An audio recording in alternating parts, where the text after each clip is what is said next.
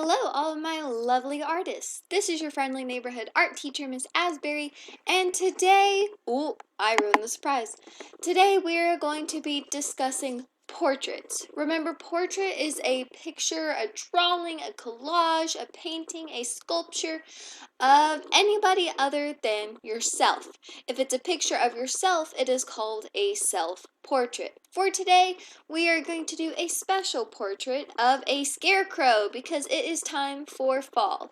So if you will follow along with me, we're going to watch past Miss Asbury draw a scarecrow. So let's see. All you're going to need is a piece of paper, anything to draw with. I'm just using a Sharpie so it's easy to show you, and something to color with. It could be crayons, colored pencils, anything you got. The first thing we're going to do is go to the top half of our paper and we're going to do a big U shape. Make sure that U is big because that's going to be our face. Then I'm just going to draw a big horizontal line across my U and turn it into a thin rectangle. And then I'm going to do an upside down U to cap it off. So we've got our head and our hat just like that. Make sure you draw big, my friends, because we want the head to take up basically the top half of the paper. So now it looks like I'm giving my scarecrow teeny tiny legs. That's going to be for the neck. And then I'm going to go and do another line just like I did for the brim of my hat. And now we need to do a capital T shape for our shirt. So I'm going to go down a bit, across. So we've got part of an arm. See how it looks like a chunky rectangle? And then I'm going to go down all the way to the edge of my paper. So it looks like a chunky capital T. I don't know what my hands are doing there. I'm talking about hay. So you don't have to do this with a pencil. You could wait until you're coloring.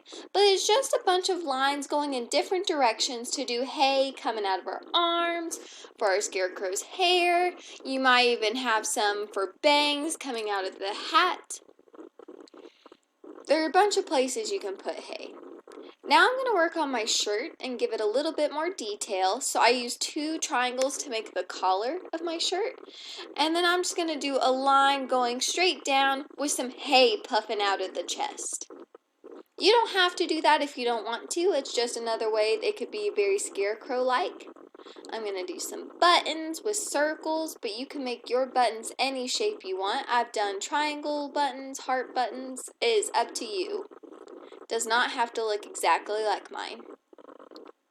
And then I'm going to put a pattern in my shirt. Remember, a pattern is any kind of repetition of shapes or forms.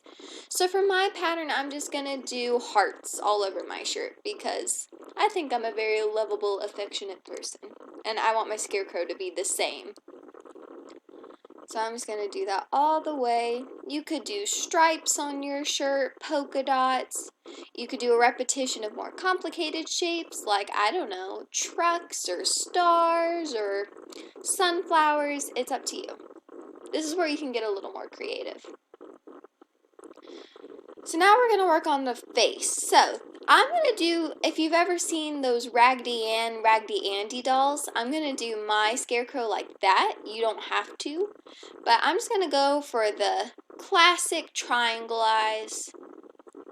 I guess it's kind of like a jack-o'-lantern too. So mine's a little Halloween-y. Now I'm going to do the triangle nose. And the important thing for my scarecrow is I'm going to give it a big old grin. So it almost takes up the whole lower half of the face.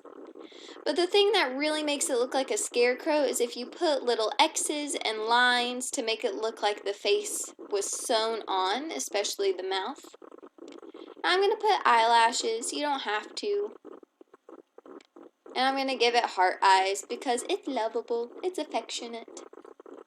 You could also do eyebrows or maybe some circle cheeks if you want to.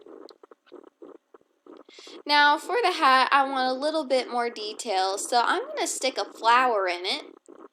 You could stick more hay coming out of it. You could have a bird perched on it. There's a lot of things you could do here to make it your own. So, there's the main part of our scarecrow.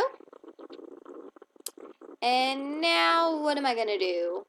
I'm going to work on background stuff because we don't want our scarecrow to look like it's an empty space. So I'm putting some puffy clouds. I've got a sun.